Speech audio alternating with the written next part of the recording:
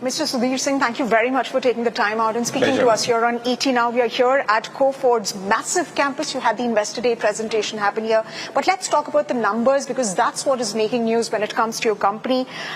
You have completely exceeded market expectations when it comes to your earnings. This has been the trajectory for the past 1 year. I want to first ask you about EBIT margins. Now, if we look at the numbers and peruse through them, your EBIT margins, Q4 came in at 16.6%. It was held by forex gains and, of course, third-party costs. Now, excluding these benefits, what do you think are going to be the core sustainable drivers for the business? I think on the EBIT side, we talked about this during the investor call. One should expect the 16.5% standalone margin level to stand. Okay. And we were very, very clear that starting this quarter, the quarter we are in, which is Q1, the market should expect, and we expect of us, to hit a 16.5% to 17% reported EBIT standalone threshold. So we feel confident about where we are.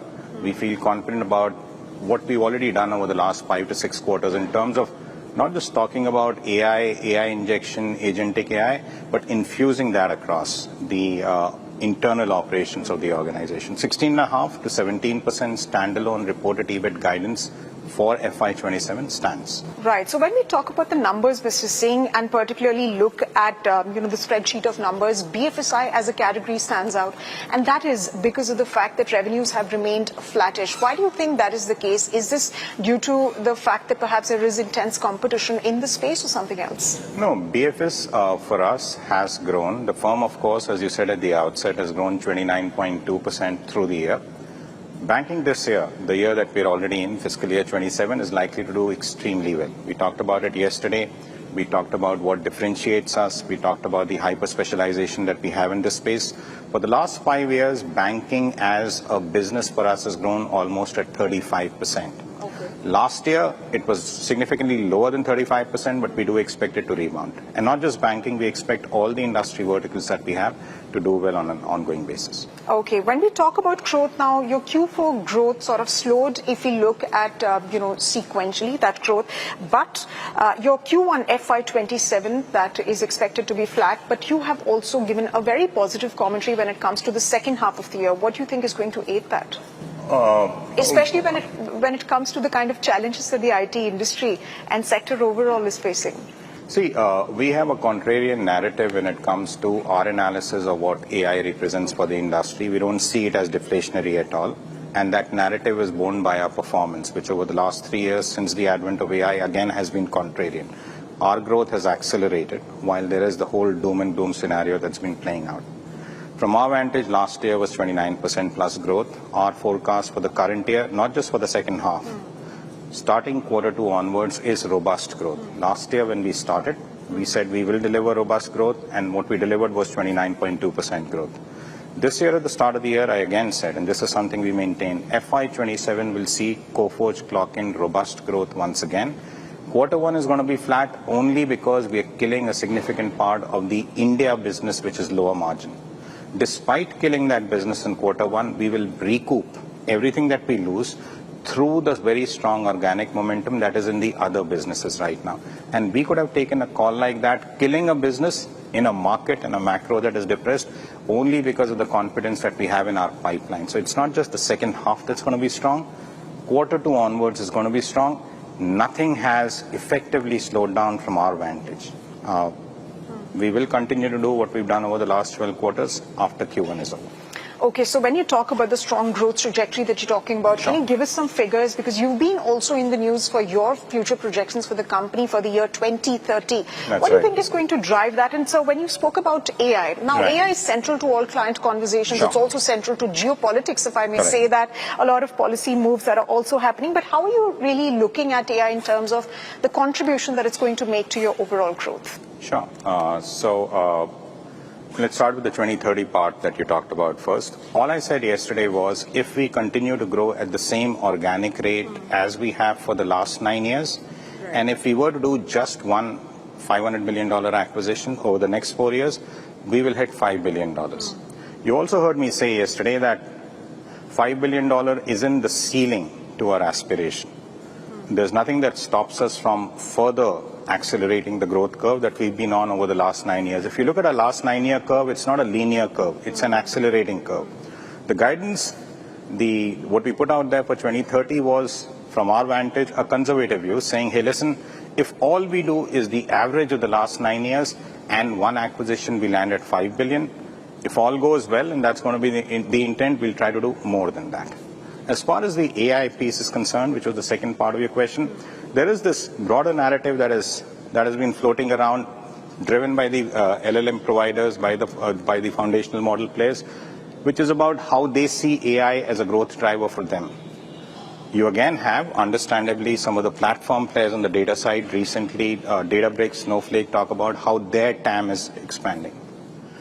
From the IT service provider perspective, again, and this is not something that is talked about, the existing service lines are seeing clearly new demand pools that are emerging. Right. There are newer standalone demand pools that are emerging outside what we had on the existing side. Any service provider like Coforge, which is able to address, we talked about 6 demand pools yesterday. If you address all 6 of them, maybe you end up in a scenario where AI, forget being a headwind, ends up being a material tailwind to the growth numbers. Right. That's how we see it. So, Mr. Singh, when you talk about AI being a material tailwind, but let me also ask you Sure. about the hiring question, because that's also been making news. Sure. We have seen companies sort of lay off people on the back of IT. This has been largely prevalent in big tech companies. But how are you looking at that? Because many are also sort of, cheering for a diamond sort of structured model when it comes to hiring. So how is that going to change your hiring outlook? If I were to reflect on last year, and I think last year is the best objective measure to look at, our headcount went up 8% through the year. Our revenue went up 29%. We continue to hire as we speak. I mean, this campus that we're standing in right now, Okay. there might be classes going on with a bunch of freshers who've come in and have joined us. But at the same time, we're also hypersensitive to the fact that in order to deliver the margin guidance that we provided, and I suspect we're one of the very few firms that have said, very robust growth going forward with a very material expansion in margins, we will dehyphenate the resource addition or the employee addition with our revenue headcount. We do not want it to be linear as it has been in the past. Last year was a great example, 29% growth with only an 8% increase in headcount. Our headcount will increase, and that's largely because of the robust growth that lies ahead of us starting now, but it will not be on the same growth path as the revenue numbers are going to be. Okay, so there's going to be sort of some correction. Employee growth will be less than revenue growth. Given that the fact that we do see very strong revenue growth, employee numbers will continue to grow, just not as high as we think our revenue, at the same speed as the revenue.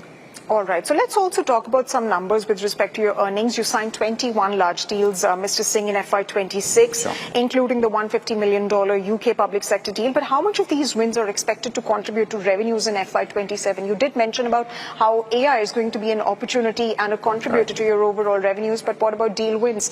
Aren't you faced by the headwinds that we're seeing, the policy disruptions that we're seeing in the United States, which is where a majority part of your market is?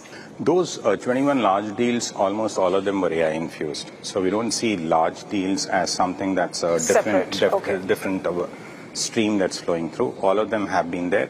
The headwinds, you're right, geopolitical headwinds, some of the policy related headwinds, some of what is AI induced headwind, right, especially on large managed services contracts, are all real. But when you run a business, at the end of the day, you try to just almost tabulate all the headwinds. You try to figure out where the tailwinds are. As long as the tailwinds are far stronger than the headwinds, you have that natural buoyancy that we expect to continue. Okay. Talking about the Encora deal, numbers essentially suggest that you've guided for 20 to 25% of G&A synergies from the Encora integration. What's the timeline for realizing these benefits?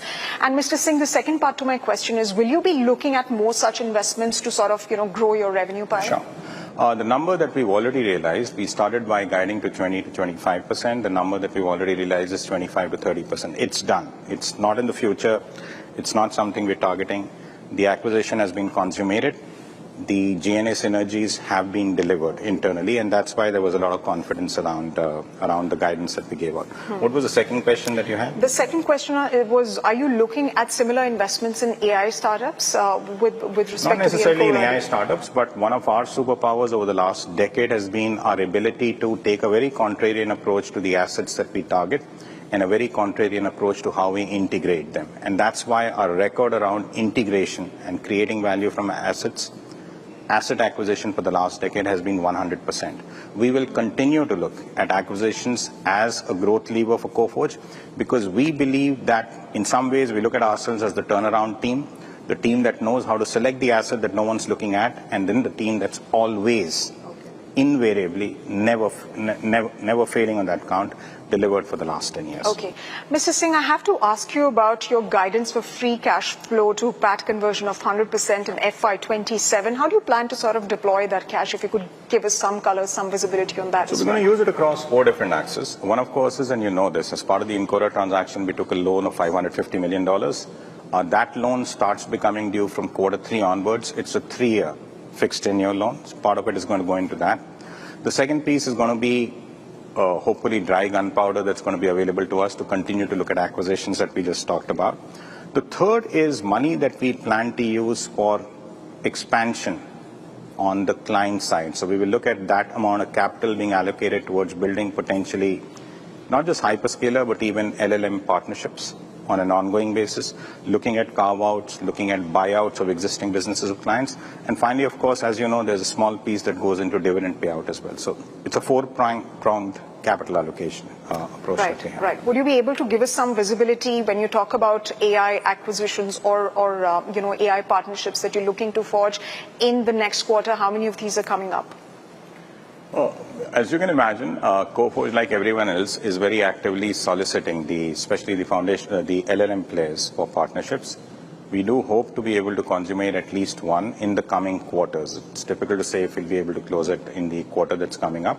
As far as acquisitions are concerned, given how strong the organic growth momentum is, we're not stressed. We're not stressing over it. We will continue to look at assets. If we have assets that we think are coming in at the right valuation, once where we think we'll be able to turn them around double quick, we'll go for it. Okay. Just one final question, Mr. Singh, and this is essentially about developments with respect to the United States and the export curbs they have put on 2 of Anthropic's models, Fable 5 and Mythos 5. As it is, AI has created quite a disruption, whether you talk about the stock markets in the United States, and because of that, the impact that many are talking about in the Indian IT space. How are you looking at those export curbs? Because many are saying that India needs to develop its own sovereign AI model. It's in some ways, I guess in your parlance, still breaking news. This is almost fresh off the press. At this point in time, I don't think there's any gainsaying the fact that every nation, given the entire conversation around sovereign AI, should, and I know that India is looking at creating its own LLMs as well on an ongoing basis. We look forward to it. We look forward to working with a clutch of LLM providers over a period of time. But at the same time, I think the implied question was, do we see ourselves getting into that space? And the answer there is no. We see ourselves as business solution creators. We will work with the LLM players. We will work with the tool creators. We will continue to focus on domain hyper-specialization and create solutions that are embedded with technology. We will, as and when India, and we hope India does, come up with LLMs in that space, we'll continue to partner with them. Okay, so you will continue to partner with LLMs, and you say that, this should not something that India should perhaps be looking at. This is No, I'm not saying that. I'm saying India should, of course, should look at it. Right now, if you look at most of the LLM providers, they're centered largely around 2 countries. Europe also is still on the fringes. Yes, it's the US and it's China. India should by all means do it. We will be standing there rooting for it, looking for partnerships with whoever builds it, but we don't see ourselves as a tech services provider building LLMs right now. Absolutely, because when you talk about being a tech services provider, our services exports have sort of outperformed if you look at the data of the past couple of quarters. But Mr. Singh, the government also feels that we should be an application developer, and that's how we should sort of, build cases for social and public good. But many say that it is very, very critical and very important to have your own strong AI model, because what really happens when governments across the world, they become unilateral in the decision making and sort sort of impose curbs, then you are left at the mercy of those governments. We think, and we are an India-listed firm, we do subscribe to the theory that India should have its own LLMs. We also subscribe to what you talked about, right? Creating apps. From our vantage, it's really creating applications or platforms or products that will provide business solutions. That's our forte. That's the area that we will continue to double down on, and we'll look at how the LLM space evolves.